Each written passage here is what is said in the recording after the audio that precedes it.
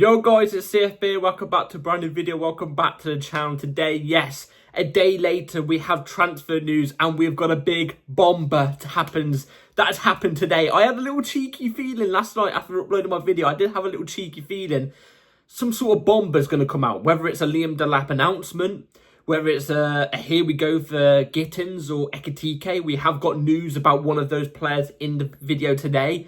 But we've got a completely different bomber out of nowhere, and I'm absolutely here for it. So before we do get into the video, because this is a big one, this is a big transfer news video, please like, subscribe, hit the bell notification so you're notified every time I load a video. Also, first link in the description is my streaming channel, my second channel. Go and check those out, be very much appreciated. Make sure you all drop that subscribe button. Make sure you all do, because my goal for just before the Premier League season starts is to hit 400 subs. Can we get there? I believe in you all. I believe in you all. Come on, do it for the Chows, because I've got a good feeling we're going to have a good season next season. So, you know what I'm trying to say? We're trying to build the family up in here. Anyway, actually, before we do get into it, I just want to make a quick announcement. Yes, the new Chelsea shirt is right here. It is an absolute beauty. Like, it's so beautiful. I love the shirt. I've barely even touched it. That's how much I love it. I can't wait to start wearing it for the match days. Hopefully to the games as well. I'm just saying, hopefully. But it's an absolute beauty. I think it's one of our best shirts we've made this season. Well, not this season, but in general, in a long time. And yeah, I just want to quickly bring it on here, saying I've got the shirt. I couldn't hold myself to wait until the UCL badges were out. I couldn't hold myself. I'll just get it when, you know, the champion, when we've released the away kits and stuff like that. I'll probably get it on there. And if we do win the Club World Cup or Champions League somehow, if we do, then I'll go to Sports Direct and go and get it on the main shirt as well. So anyway, enough chatter. Let's get straight into the video with the bomber. Let's get straight into the bomber, because I just want to get into it and give it you all. You know what I'm trying to say? So here it is on the screen. This came out of absolute nowhere. None of us even thought this was going to happen. Here it is on the screen. Fabrizio Romano exclusive. Chelsea approach AC Milan to sign Mike Maignan as new goalkeeper. Mike Maignan has still not signed a new contract at the club, and Chelsea are now aware of the situation. He's always been high on Chelsea's list with clubs in talks. Decision up to Milan. What? This just came out of nowhere, thin air. I woke up this morning. Well, I say this morning. It was literally 1 o'clock when I woke up. And obviously I do what I usually do. I go on Twitter. Bomber right in front of my face. I'm alive. I'm alive and kicking. You know what I'm trying to say? I'm here. I'm already there. You know what I mean? I'm already there. And I was gassed. Like, I saw this, was there like, Mike Maignan. This is the keeper I've been demanding Chelsea to sign for a long time. It's always been between Mike Maignan and ter Stegen. They've always been my two favourite keepers of the modern day football. You know what I'm trying to say? They're great at passing the ball. Ter Stegen not so good really with his feet compared to Mike Maignan, but Mike Maignan great at passing the ball. So he can play out from the back. And he is such a good shot stopper as well. Now, I've seen some Chelsea fans bringing up clips of him making some mistakes in goal. Let's just say this. Errors leading to goal. He's made only, I think, 4 errors leading to goal in 4 seasons in Serie A.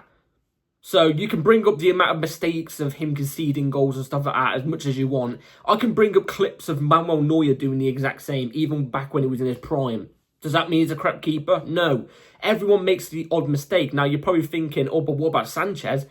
Sanchez makes a mistake literally every 3 or 4 games. Let's cut this crap. Mike Maignan is a needle mover. He is a needle mover.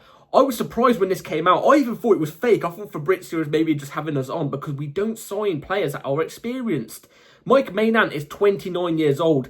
Been at the top level for a long time, been one of the best keepers in the world for a long time. You know what I'm trying to say? Ever since he's been at AC Milan, he has been known as one of the best goalkeepers in the league. Not in the league, he's probably been the best goalkeeper in the league, but a top 5 in the world. You'd consider that somewhat world class. In my opinion, the definition of world class is top 3 in your position in the world. I think he's top 5. I think he's borderline world class. Now, I have seen a lot of people saying they're concerned about his injury problems. For a goalkeeper, he is quite injury prone.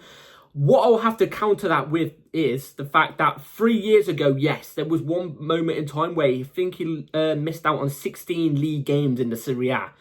But if you check back all the way to last season, I think he missed like 1 or 2 games in the Serie A last season. The season that's just gone, where AC Milan were tragic in the league tactically as well, and he still performed to a very, very high level. Maignan is a signing I would absolutely take at Chelsea. He adds experience, he adds leadership. He's been at the top level, winning a league title in Serie A with AC Milan. He's been in a championship, Jesus Christ, I hope not. He's been in the Champions League level as well. Like, he's been elite in these levels. You know what I mean? So, for me, it's an absolute yes for me. And if we can, I don't know what the price is, but we have got another bit of news here from Fabrizio. Like I said, that other one came out this morning. This one has literally just come out about 10 minutes ago. So here it is on the screen. Chelsea are expected to put in an official offer soon for Maignan, even in the next few hours. The deal could accelerate in the next few hours. I would give it a 60% chance of happening. And I think the reason why, and I've even come to Twitter and said, I reckon this is a done deal by Friday, I think. Friday this week. Because Chelsea have acted quick on this. The contract situation between Maignan and AC Milan isn't good. There's no contract negotiations there. He's only got 12 months left on his contract. So next season, if he was to stay at AC Milan, would be his last season at AC Milan. We've obviously approached him, talked to AC Milan and talked to him. Apparently he's open for the Chelsea move. He's open to the Chelsea move. He wants the Chelsea move. Well, I don't know if he wants it, but he's open. I think open basically means wants. But from what I've heard, and this isn't from Fabrizio Romano, this is from like some Chelsea sources, is AC Milan view him at about 25 to 30 million. And apparently our first offer is going to be around that £25 million mark. 25 to 30 million for a player like Maignan? Like I said about 2 minutes ago, this is a needle mover. This is an absolute needle mover. This is perfect. We haven't had a top goalkeeper at the club for years. Like, I know Mendy went through that one phase, that 1 year, especially in the Champions League, where he was actually really, really good. But he wasn't a keeper where we looked at and thought, yeah, you are one of the best goalkeepers in the world. Do you know what I'm trying to say? Maybe for that one season, yeah, but he still had his moments. Maignan isn't like that. Maignan is a top goalkeeper. And I'm hoping this is a dawn of us signing proper players now. Like, proper players. Proper experienced players. Add that leadership to this team. I'm hoping this is the start of it, the dawn of it. And like I said, I would be absolutely all for Maignan. It does look like, the way everybody's talking about it today, it looks like this deal is going to happen. And very quickly. So for me, if 25 to 30 million, if it's around them margins, I'd probably say Maynan's probably a 50 million pound player. I'd probably put him on them lines. If we could get him for like 25, 30, cool.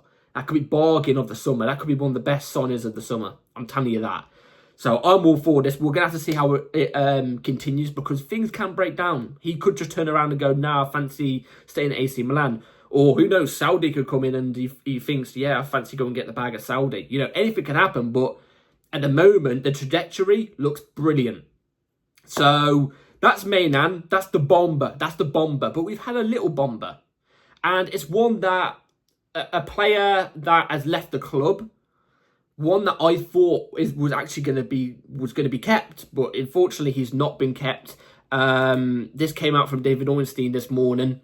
Exclusive: Jadon Sancho leaving Chelsea when contract ends June 30th after agreement could not be reached over personal terms for loan to turn permanent. Chelsea will pay £5 million penalty to Man United. 25-year-old to explore options in England, Europe for next move. So Sancho is gone. Towards the Conference League final and just after the Conference League final, I thought that Jadon Sancho was actually going to be staying at Chelsea. I did. And obviously, unfortunately, he's not now. But I did have a little bit of a gut feeling over the past couple of days, ever since especially the Gittins links have started really, really heating up. I did think to myself, I think Jadon Sancho is going to be going. Especially learning that he's on like 250 or 275k a week at Man United. yeah, I would, even if we didn't have a wage cap at our club, I would not be paying that wage for Jadon Sancho. Can I even blame him for wanting, can I even blame him if he didn't want to take a extra 125k a week wage cut? I can't really blame him because that is a massive wage cut. It's a massive wage cut. I can't blame him. But all I've got to say to him is the fact that he's taking a risk. I do think he's taking a risk because who knows, no club might come in for him and he might be staying at Man United. He doesn't want to be there. That's very realistic. I think he did want to stay at Chelsea, but I did think he didn't want to cut down on those wages by that amount. And it's kind of understandable. I want to say thank you to Jadon Sancho, though, because I actually do think he came in and he exceeded expectations and I thought was actually decent for us. I didn't think he was amazing. He didn't starstruck me, but he was good. I'd say it was a successful loan. He did his job for us. And yeah, I thank Jadon Sancho. No hard feelings. We got kind of in the middle of Man United, Sancho and Dortmund. We got in the middle of that. And I think he was a success. That's what I'd go with. But yeah, good luck to him wherever else he goes. And yeah, now let's move on to more news about Jamie Gittins. Yes, he is the player that we've got news about today, Jamie Gittins. This one came out about 30 minutes ago, I think, this piece of news. So here it is on the screen. Negotiations are going well for Jamie Gittins. A first bid is expected soon. More than £30 million with a little bonus to try and reach an agreement with Dortmund. Like I've been saying, this deal is heating up. Imagine we get Maignan and Gittins through the door just before the Club World Cup. Club World Cup, bear in mind, starts in, 2 weeks?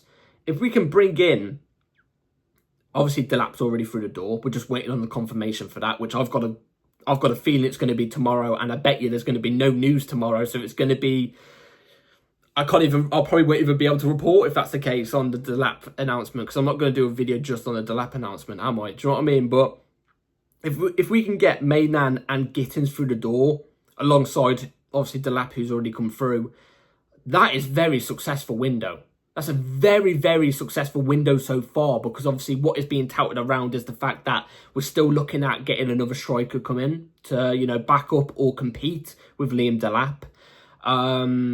And we're still looking at getting a left centre-back and a left-back, because we do need somebody to compete with Marco Correa.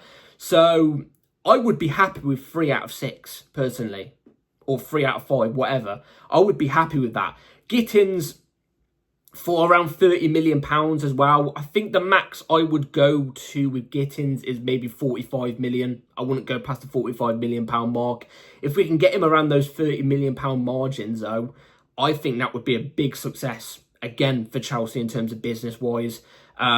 This deal looks like it's going to happen. I don't see how this deal is going to fall through. I think he is a really talented player, like I've already mentioned, and I would definitely, without a shadow of a doubt, rather him over Garnacho, who's the other person we're looking at. So, luckily, we've not seen any proper links recently for Garnacho. You know what I mean? It's just all been Gittins. So, I'm ecstatic with that. So, yeah, Gittins for about 30 million, I would absolutely take it, personally. Anyway, now let's move on to outgoings, because we've got 3 lots of outgoings, but it's in 2 bits of news. So, Ipswich are continuing talks over taking Mark Gu on loan. I haven't obviously brought this up on the channel yet, because I think the Mark Gu loan to Ipswich was, I think, on the Delap Here We Go day. I think a Mark Gu loan in the Championship would be quite a good loan for him. I think he would bag quite a few goals over in Ipswich under McKenna in the Championship. I think he would, and I think it would be a good move forward for him.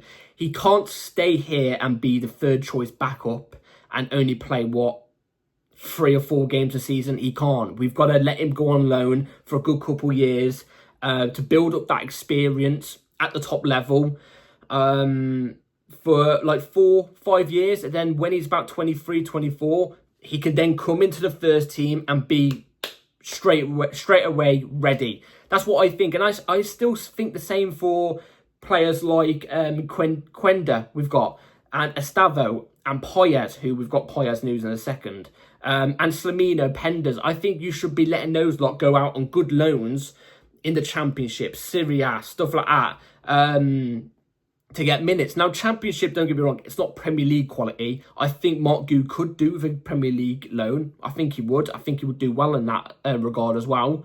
But Championship's still a very physical league. It's still a very, very decent league. I'd still probably go as far to say that Championship, in terms of physicality and everything, is a good step up, ready for the Premier League. So a year in the Championship, I think would be quite decent for him. Anyway, last bit of news that we've got here for you guys today. Again, like I said, an outgoing news. It's going to be right here on the screen from The Athletics, are very reliable. Kendrick Poyet and Mateus Emogu are both expected to join RC Salzburg, Strasbourg on loan. I don't know why I say Salzburg, Strasbourg. Which I think is completely fair. Obviously, we've taken, well, we haven't taken, we've gotten back Andre Santos from Strasbourg, who was a massive player for them. They're going to get two midfielders back from that. So they're going to get Emogu, who I reckon will be joining Strasbourg on a permanent at some point, whether it's next season or not. I think Emogu will be joining Strasbourg. I don't see a way he's going to get into the Chelsea team at all. You know, with the likes of Enzo Fernandez, Caicedo, Lavia, Santos, and Asugu there. And for Kendrick Poyet, I think a loan would be really good to Strasbourg. A first big loan for him. You've got to remember, the kid's 17. He's not expected to come straight into the Premier League for us, despite the talent that he has in the first season and smash it up. He's not. Or even competing. Like, he shouldn't be. They should be going out and getting 4 or 5 years of really, really good loans to build themselves up ready for the future. For Emogu, like I said, I don't think there's a way for Chelsea at him in general. No offence to him. I just don't think he's going to be Chelsea ready. I think he's going to go to Strasbourg and stay at Strasbourg, which I still think is a good move for him. And Kendrick Poyet, you know, there is definitely a pathway for him at Chelsea in 4 or 5 years' time. 100%. It's just him building up those loans. You know, take a League loan as the first one, then maybe make a Bundesliga loan, and then maybe a Serie A, and then maybe 2 Premier League loans. I don't know, but build it up. You know what I'm trying to say? Build it up. I think that would be good for him personally. And yeah, that is it for the news today, guys. Like I said, massive bits of news that have come out today. Maignan, I think this one's going to be heating up, so stay tuned on the channel for that, because who knows? We could be getting a here we go tomorrow for Maignan. The way things are moving, it could be tomorrow. Gittins could be the day after. So I would hit that bell notification so you're notified for the uploads. Because like I said, the uploads are coming in thick and fast. They are. And yeah, let me know comments below what you all thought about the news. Maignan, Jadon Sancho unfortunately not joining. Do you think that's undeserved? You know, Mark Gu to Ipswich. Gittins for 30 million around that price. Would you be happy with that? And Poyet and Emogu going to Strasbourg on loan. Let me comment down below. And I'll see you on the next video, whenever that is. So like I said, bell notification on, like and subscribe, everybody. Take care. And I'll see you on the next one. Peace.